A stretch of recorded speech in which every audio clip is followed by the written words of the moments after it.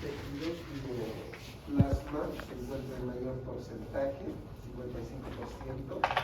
La parte globular, representada por los eritrocitos, leucocitos y las plaquetas, representan un 45%.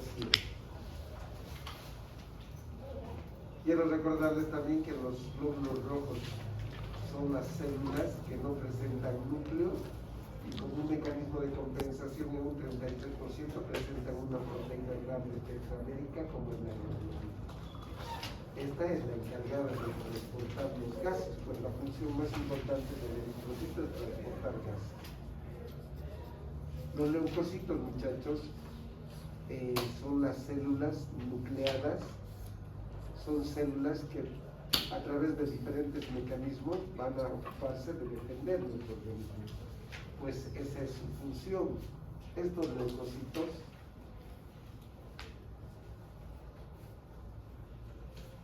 leucocitos les decía, en sangre más o menos se encuentra entre 5.500 a 10.000 por milímetro cúbico. No se olviden que frente a cualquier proceso infeccioso estos valores suben notablemente y van a bajar cuando existan algunas patologías en la célula ósea que se relacionen con la falta de la producción. Los leucocitos tradicionalmente se clasifican en células granulosas y células agranulosas. Estas, las células granulosas, son aquellas que van a tener gránulos.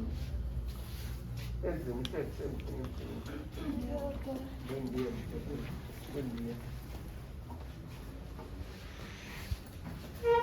Las células granulosas van a incluir al neutrófilo, al eosinófilo, al basófilo, 3 células.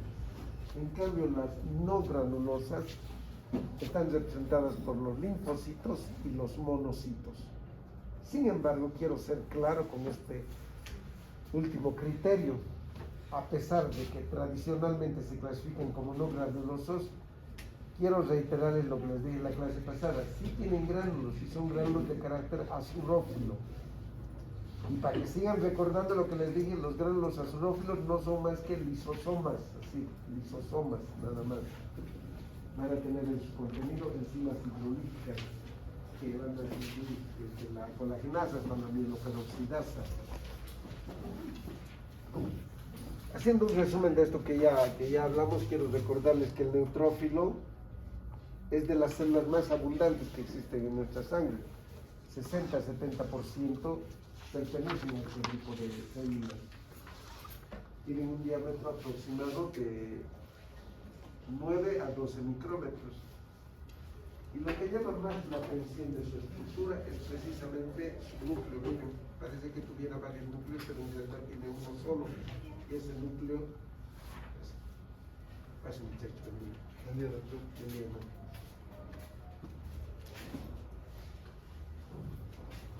les decía, lo que llama la atención en realidad es ese núcleo, que es multilobulado, es un núcleo que se divide en lóbulos. No es que tenga 3 núcleos como se ve acá en la imagen, ni acá 4. Lo que pasa es que es un solo núcleo que está formado por varios lóbulos, nada más. Estos lóbulos, pasa. Estos lóbulos en general van a ir aumentando por la edad del neutrófilo. Mientras más viejo el neutrófilo, mayor cantidad de lóbulos. Quiero recordarles también que para cumplir su función estos leucocitos tienen que atravesar la pared del vaso sanguíneo a través de un proceso que se denomina diapéresis. La diapéresis, como vimos en la clase pasada, va a incluir la presencia de las selectinas, los receptores de selectinas, van a estar a cargo las moléculas de adhesión, especialmente la de tipo 1, el factor de necrosis tumoral, cada uno de ellos interviniendo de manera adecuada para que este proceso se lleve adelante, ya que los leucocitos en el seno de la sangre no van a cumplir función, pero fuera del espacio vascular sin duda van a cumplir sus funciones. En el caso particular del neutrófilo, recuerden, va a ser el leucocito que va a llegar primero a los procesos infecciosos.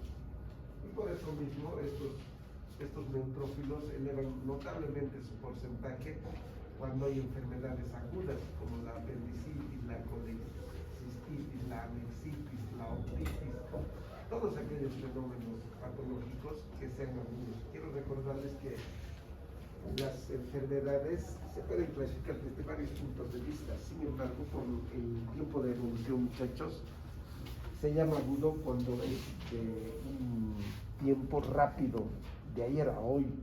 En cambio, crónico es cuando va a ir durando días, semanas, meses e inclusive años.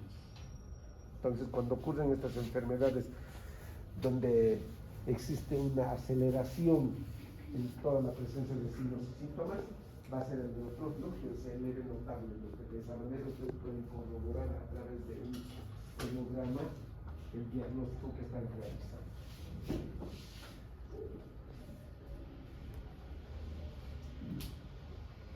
Vamos a ver esto. Doctor, el valor o tamaño normal del leucocito. ¿Perdón? El tamaño que tiene el leucocito. Los leucocitos, cada uno de ellos tiene tamaños distintos y valores también. El neutrófilo, por ejemplo, es el más numeroso, de 60-70%, y mide de 9 a 12 micrómetros. En cambio, este eosinófilo tiene un diámetro de 10 a 14 micrómetros. Y en porcentaje, muchachos, solo representa el 4% o menos. Entonces es muy distinto al neutrófilo que estamos viendo. Y si hablamos de la estructura, lo propio, muchachos, fíjense que esta célula va a tener solamente dos lóbulos. Es una célula con un núcleo bilobulado. Sin duda, el eosinófilo también va a tener sus gránulos, pero ya no tiene tres, tiene dos tipos de gránulos. Los primeros, los específicos, los segundos, los acidofilos. Los específicos, quiero que chequen acá un ratito, miren en estos gránulos, aquí están gránulos, vamos a ver. Tienen una zona central oscura y una zona periférica clara. ¿Chequen eso? ¿Se ve? Sí, ¿verdad? La parte central se llama internum y la parte externa más translúcida se llama externum. La parte interna, el internum, es muy importante porque ahí va a tener los gránulos específicos, mejor las enzimas específicas. Estas enzimas específicas son la proteína básica mayor, la proteína catiónica eosinofílica y la neurotoxina derivada del eosinófilo. Estas en realidad, muchachos, estas enzimas son las que van a provocar la función del eosinófilo. Sin embargo, quiero comentarles también que además de estos gránulos específicos, tiene azurófilos. Gránulos azurófilos que están representados por lisosomas. Solo esos son, les reitero, les vuelvo a mencionar. Los gránulos azurófilos solo son lisosomas que van a contener colagenasa, mieloperoxidasa, lisosima, RNasa, DNasa, todas las enzimas que van a encargarse de catalizar a los elementos que ya no sirven a nuestro organismo. El eosinófilo, por los gránulos específicos, va a cumplir una función muy importante, cuál es la de destruir los parásitos, muchachos. Nada más que quiero ser claro con esto. Miren, una vez les dije, cuando estábamos hablando de hueso, si se fractura, si van con el médico y les hace tratamiento, el hueso se va a consolidar. Pero si están en un lugar alejado en el campo y no van con un médico, el hueso también va a consolidar. No más va a consolidar en mucho más tiempo, tal vez con una deformación, pero va a consolidar. Estos fenómenos de los que estamos hablando son los fenómenos naturales que tienen que ver con nosotros. Pero fíjense que tienen límites. Acabo de mencionarles, su función es destruir los parásitos. Pero cuando les hablo de eso, no significa que van a destruir todos los parásitos. Imagínense, si fuese así, nadie sufriría de una cistocercosis en el cerebro y nadie tendría convulsiones. pero lamentablemente nuestros mecanismos de defensa tienen límites, ¿comprenden? Tienen límites. Por ejemplo, estos elementos enzimáticos como la proteína básica mayor, la proteína clónica, la neurotoxina, van a generalmente actuar sobre los neurotoxinitos, que es un tipo de parásito, que van a actuar así. Primeramente, este tipo de células sintetizan unos elementos que se llaman perforinas. Las perforinas, a ver, como si yo le disparara a las compañeras y hago un montón de agujeros. Y se aprovechan esos poros, esos agujeros, para introducir al interior estas enzimas. Una vez en el interior de estas enzimas, fácilmente pueden estimular la destrucción de la membrana y por ende la destrucción de ese parásito. Otras funciones del eosinófilo es fagocitar los complejos antígeno-anticuerpos.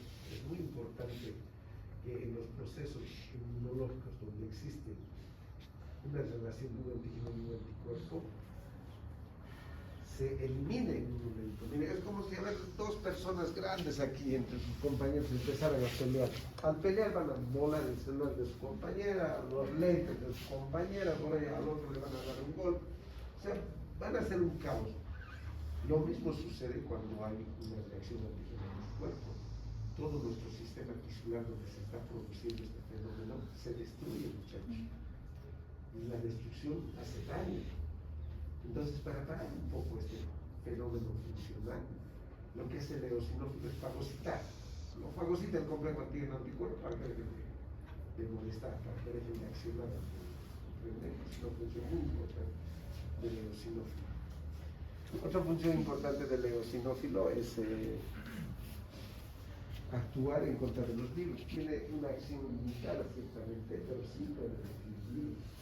También puede destruir la fibrina una vez que este elemento ha cumplido su proceso funcional en la coagulación. Entonces el eosinófilo, muchachos, como el resto de las células, tiene funciones inmunológicas, tiene funciones defensivas, pero con otros mecanismos. Lo que han visto con el neutrón es distinto. Enseguida vamos a ver el micrófono es distinto. El basófilo es la célula que se encuentra en porcentaje de 1 o menos por ciento, muchachos. Esta célula va a medir aproximadamente 8 años. El basófilo tiene un núcleo, lo mismo que el resto de los leucocitos. Si se fijan un poquito, tiene la forma de una S tal. Pero aquí hay un detalle. Habitualmente este núcleo no logra observarse, muchachos, por la gran cantidad de gránulos que tiene. Tiene tantos gránulos que como rayos, se cepillan de color negro, que prácticamente tapan al núcleo. Y por eso estas células de un frotis sanguíneo, como aparecen en la imagen, pueden tener la forma de una mora. ¿Conocen la mora, muchachos? ¿Verdad? Me parece así, como si tuviera unas bolitas alrededor. Lo mismo acá en este basófilo. El basófilo tiene gránulos específicos, tiene gránulos azurófilos.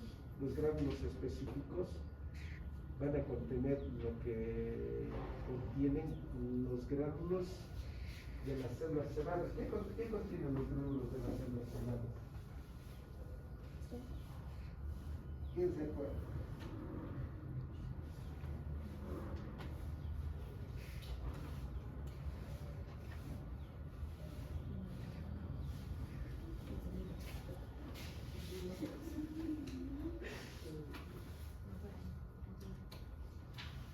¿Algunos se acuerdan? Tienen heparina, histamina, amisulfatasa, factor quimiotáctico eosinófilo, factor quimiotáctico neutrófilo. Tienen varios elementos que tienen que ver con los procesos inflamatorios. El basófilo, muchachos, interviene en procesos inflamatorios que están relacionados inclusive con la alergia. Por eso mismo la histamina, la amisulfatasa, las proteasas neutrales van a actuar en este proceso. El basófilo, muchachos, es de las células que en un frotis sanguíneo no se lo observa de manera consecutiva debido al porcentaje que representa, no más que 1%.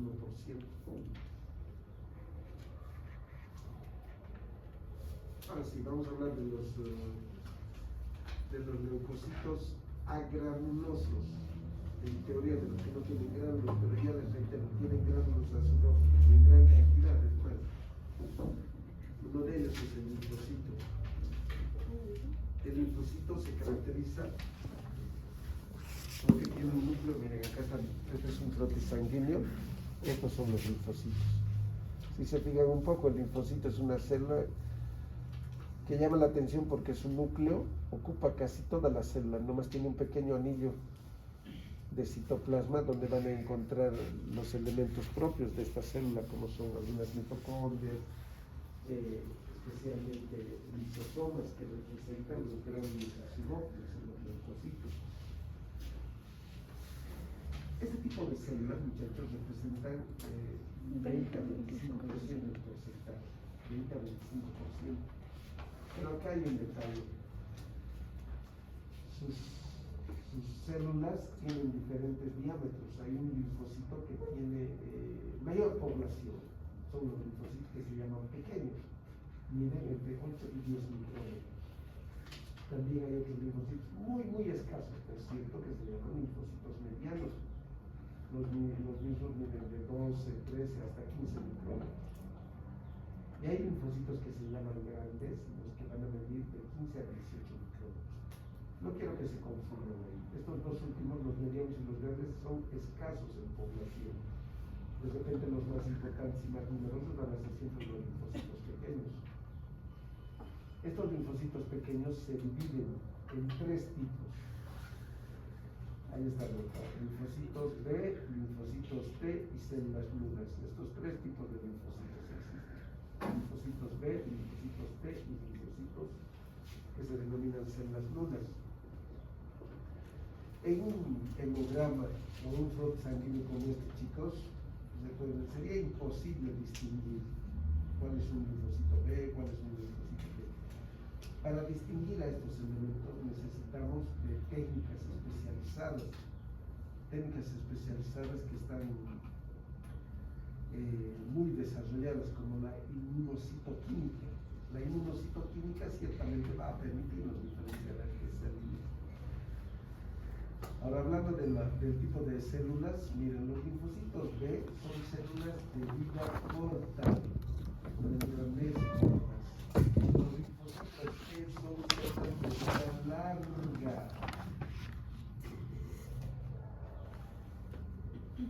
Los linfocitos B son células que tienen que ver con nuestra inmunidad humoral. ¿Qué significa esto? La inmunidad humoral, muchachos, está relacionada con la secreción de inmunoglobulinas o anticuerpos.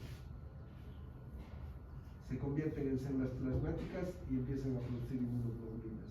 En cambio, los linfocitos T tienen que ver con la inmunidad mediada por células.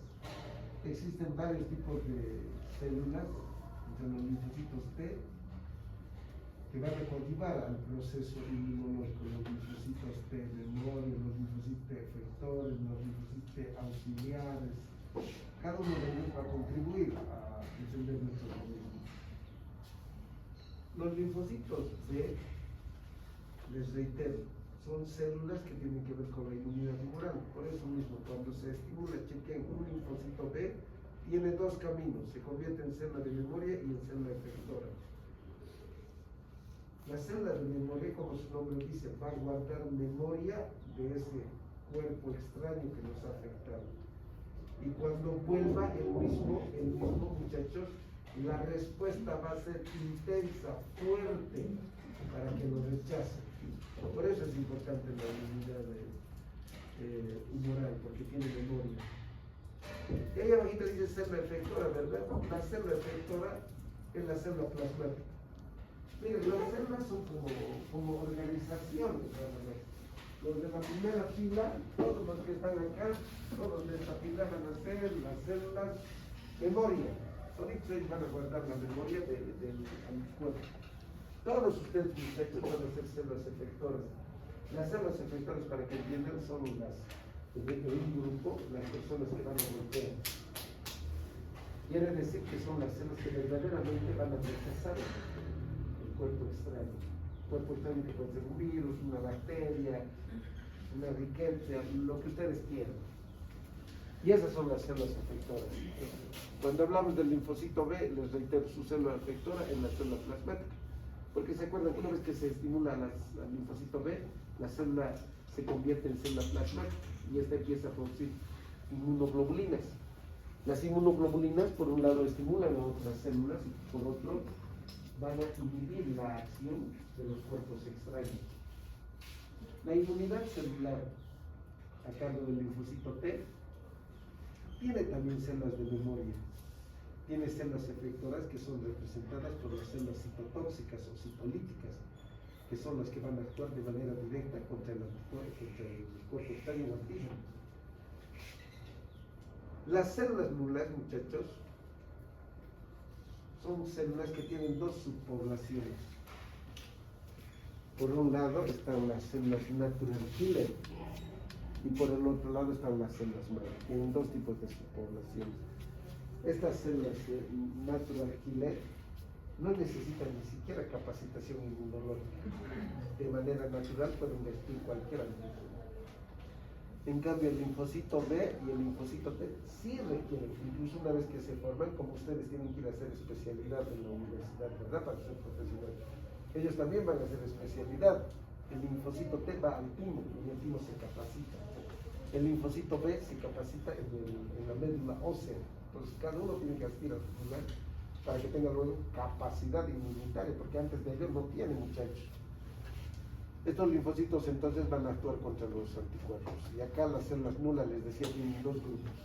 Las células natural killer y las otras son células madres circulantes. Las células madres habitualmente no son circulantes, se encuentran en la médula ósea, pero de manera circunstancial o por alguna razón patológica pueden circular. Y ese grupo de células madres circulantes se llaman también células nulas. Entonces los linfocitos son células que a través de sus dos procesos van a, sin duda, contribuir a defender a nuestro organismo. Otra célula que pertenece a este grupo es el monocito. El monocito es la célula más grande, muchachos, entre los leucocitos, mide entre 12 y 15 micrómetros. Y el porcentaje de células de este tipo es entre 3 a 8%. Los linfocitos de 20 a 25 y los monocitos de 3 a 8%. Miren, la estructura del monocito es peculiar, célula grande. Miren, el núcleo qué forma tiene. De riñón, ¿verdad? Por eso se dice que tiene una forma reuniforme, escotada por esto que tiene acá. Y desde acá yo puedo ver, ustedes tendrían que ver, miren, tengo unas manchitas blancas en el núcleo. Por este aspecto vacuolado que tiene el núcleo del monocito, se denomina un núcleo en burbujas de jabón, o también apolillado, núcleo apolillado. Es una célula en cuyo citoplasma va a haber una gran cantidad de gránulos azurófilos que están representados por los lisosomas. Lisosomas encargados, gracias a sus enzimas hidrolíticas, de destruir todo lo que se fagocita, todo lo que se incluye en el interior, que puede estar determinado por bacterias, por virus, por células envejecidas inclusive.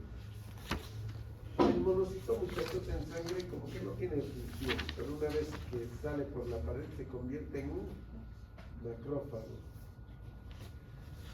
Macro, grande, fago, comer, significa, ¿verdad? Es una célula grande que se va a encargar de fabricar todo cuerpo extraño. Es una célula que también va a ser presentadora de antígenos. Es una célula que va a convertirse en célula gigante de cuerpo extraño cuando encuentre un antígeno mucho más grande que el diámetro de un macrófago normal. Se va a unir a otros macrófagos y va a formar una célula de cuerpo extraño. Entonces, todos estos procesos va a realizar el monocito, pero una vez que extravase la pared del vaso sanguíneo y se encuentra en el tejido conductivo.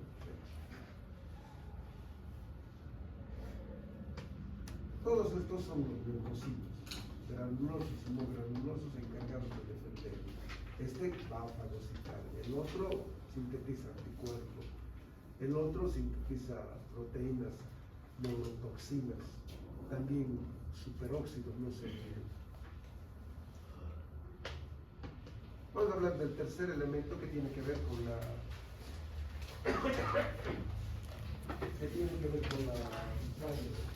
Vamos a hablar de la plaqueta.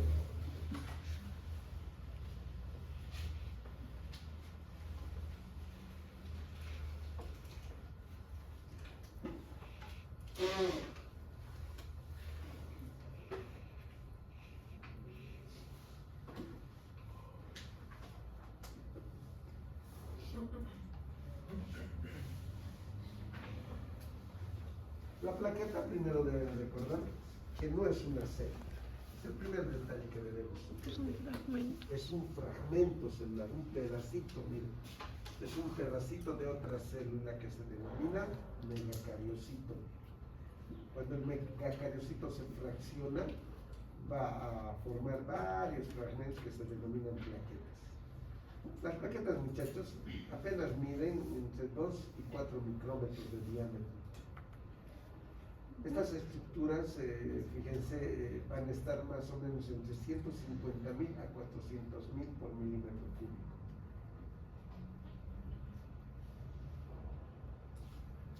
Las plaquetas son muy importantes en el interior de la sangre, pues nuestra sangre es líquida y frente a cualquier mecanismo. Los mecanismos, muchachos, que alteran la coagulación no solamente están relacionados con las hemorragias. Ciertamente la hemorragia tal vez la principal causa para que se produzca un tapón plaquetario, pero hay muchas enfermedades de consumo interno que pueden disminuir las plaquetas. Y verdad que observar a un paciente así es deprimente para el médico, porque no puede coagular y no van a ver una hemorragia así, no van a ver que sus ojitos empiezan a, en lugar de salir lágrimas, sale sangre por los oídos, sale sangre por la boca, por los genitales, sale sangre. Es terrible ver a una persona que tiene problemas de plaquetas, de disminución de plaquetas. Las plaquetas, muchachos, en su estructura presentan dos zonas, una zona periférica denominada zona hialudómera y una zona central denominada granulómera. La zona periférica hialudómera es una zona translúcida que va a contener a los túbulos densos y va a contener también a los túbulos de apertura. Los primeros, los túbulos densos, se asume que están relacionados, chicos, con la liberación y con el secuestro de calcio. Quiero que sepan que, miren, el calcio a lo largo de toda la gestión, yo les he ido mencionando la importancia como segundo mensajero, como un factor que determina la contracción en nosotros. Cada vez que hay liberación de calcio hay contracción, si no, no hay contracción. Ahora, también recuerden que el calcio es un elemento muy importante en la coagulación. Es más, dentro del grupo de los factores de coagulación como el fibrinógeno, la trombina, el calcio es el factor número 4 de la coagulación. Entonces es muy importante el calcio para la coagulación. Y se cree que estos túbulos densos que se encuentran en esta zona de hialudómera son los que van a contener. También hay una gran cantidad de microtúbulos, por cierto. Ahí los microtúbulos. Los microtúbulos forman una especie de anillo alrededor de la plaqueta y básicamente van a ser los encargados de darle forma. También se encuentran los túbulos que se encuentran en relación con la superficie, son túbulos de apertura con la superficie. Estos túbulos comunican, son como puertas, como esta puerta exactamente, pues comunican la parte interna del aura con la parte externa. Ahí en la plaqueta van a comunicar el interior de la plaqueta con la parte externa de la plaqueta. Y eso favorece inclusive el contacto que tiene con los elementos de la plaqueta. Aumenta 5 o 6 veces ese contacto con la superficie externa. La parte central o granulómera, como pueden apreciar ustedes, está llena de gránulos delta.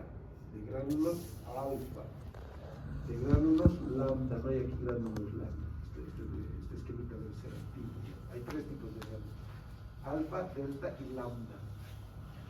También vamos a encontrar una cantidad regular de mitocondrias. Estas mitocondrias son muy importantes porque ningún proceso químico, muchachos, se lleva adelante sin la presencia de energía. Nada. Puede ser energía aeróbica, puede ser energía anaeróbica, pero sin duda se tiene que producir la energía para que se lleven adelante los procesos naturales en el interior de las células. También va a presentar glucógeno como otro elemento energético, muchachos. Los gránulos alfa contienen factores de coagulación. Ahí está. Los gránulos alfa van a tener los factores de coagulación: el fibrinógeno, la tropospondina, la protrombina, y son los que básicamente van a iniciar el proceso de coagulación. Los gránulos delta tienen factores que ayudan a la coagulación, como el calcio, el ADP, la ATP, la serotonina, la pirofosfatasa. Y eso es más interesante, los gránulos lambda. Quiero que entiendan una cosa: el coágulo es un mecanismo de defensa muy importante para nosotros, porque va a evitar una hemorragia. Pero una vez que el coágulo ha cumplido su función, muchachos, el coágulo debe ser destruido. Y quien se encarga de destruir, por un lado, son el contenido de los gránulos lambda, porque son enzimas hidrolíticas que destruyen. Por otro lado, hay otro fenómeno a partir del plasminógeno, un elemento químico que circula en sangre. Este plasminógeno, quiero decir, es por acción de la urosinasa, se convierte en plasmina. Y la plasmina también tiene una función para destruir el coágulo que se encuentra en esta región. Entonces, son los dos elementos que van a destruir prácticamente el coágulo una vez que éste haya cumplido su misión. Sin duda, muchachos, nuestro organismo no va a formar coágulos por deporte, va a formar coágulos por necesidad.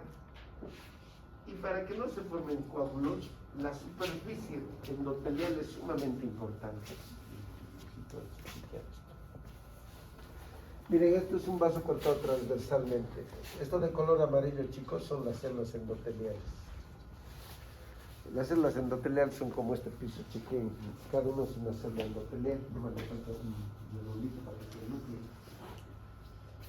Son células regulares, son células planas que no van a permitir que ningún elemento se choque, así para que me entiendan, que ningún elemento se golpee para formar coágulos.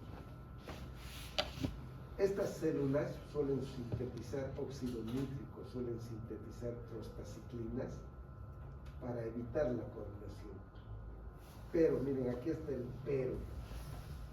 Cuando estas células, como sucede acá, cuando estas células se destruyen, lo que se expone, muchachos, debajo del tejido epitelial, ¿qué hay habitualmente? Tejido conjuntivo. Tejido conjuntivo. Claro que puede haber ahí. Este tejido conjuntivo contiene como elemento importante a la colágena. Y la colágena, cuando entra en contacto con la plaqueta, es que empieza a acumularse, como pueden ver en la imagen. Pero no solo eso, miren. De manera paralela, en ese momento se sintetiza un factor que se llama factor de von Willebrand. Este factor de von Willebrand también va a producir agregación plaquetaria, entonces va a sumarse a eso. Luego se va a producir la tropospondina, que es otro elemento que va a ayudar a la formación de este coágulo. Luego de ello va a actuar el calcio, va a actuar otros factores de la coagulación, como vamos a ver en esta imagen. Ahí se sintetiza la tromboplastina plaquetaria o la tromboplastina tisular, dependiendo cuál sea el estímulo, interno o externo. Tienen este dibujito en su libro, muchachos, no se preocupen. Solo voy a explicarles, miren, cuando la tromboplastina tisular o tromboplastina plaquetaria, cualquiera, esta es de adentro y esta es de afuera, actúa sobre la protrombina, miren, actúa sobre la protrombina, esta protrombina se convierte en trombina, muchachos. La trombina, en presencia del calcio, que es otro factor de la coagulación, va a convertir el fibrinógeno en fibrina. ¿Alguna vez han visto un coágulo? Tiene como hilitos, como están viendo acá, como hilitos. Esos hilitos son la fibrina. Estos hilitos son muy importantes, son como una red. A la media hora, a los 30 minutos de que se produce un coágulo, este coágulo es un tanto débil, se llama coágulo primario. Pero a los 30 minutos la fibrina como que lo presiona, muchachos, y hace un coágulo muy denso, muy resistente. Mejor aún, a la hora de producirse el coágulo, actúa la miosina y la actina. Ambos elementos retraen el coágulo incluso un porcentaje de 50, 40%, y hacen que este coágulo incluso sea mucho más resistente, mucho más denso, mucho más fuerte, para que me entiendan, para que pueda resistir una hemorragia. Cada uno de estos elementos van a intervenir, sin duda, para formar lo que se llama tapón plaquetario. Y a este tapón plaquetario se van a unir, chequen, los glóbulos rojos. Estos glóbulos rojos también van a constituir parte de este tapón. Para que se forme, les decía, el coágulo, pueden existir estímulos internos o pueden existir estímulos externos. Los estímulos internos se llaman factores intrínsecos. Estos factores intrínsecos incluyen la lesión de la capa endotelial, pero también producen una reacción lenta, porque si todavía la pared del vaso sanguíneo está íntegra, no hay mayor problema. El coágulo se va a producir para evitar cualquier lesión. Pero si el factor es extrínseco de afuera, el que va a actuar es el factor tisular. Este factor tisular va a hacer que el coágulo se forme de manera rápida, de manera violenta, porque sin duda hay una fuga de sangre grande y está provocando una lesión mayor en el vaso sanguíneo. Entonces el factor intrínseco y el factor extrínseco son los dos factores que van a terminar de cualquier manera formando el coágulo. Coágulo que va a finalmente ser lisado, va a ser destruido gracias a la presencia de los gránulos lambda y a la plasmina que se origina del plasmínogeno. Ambos factores van a determinar la destrucción de este coágulo.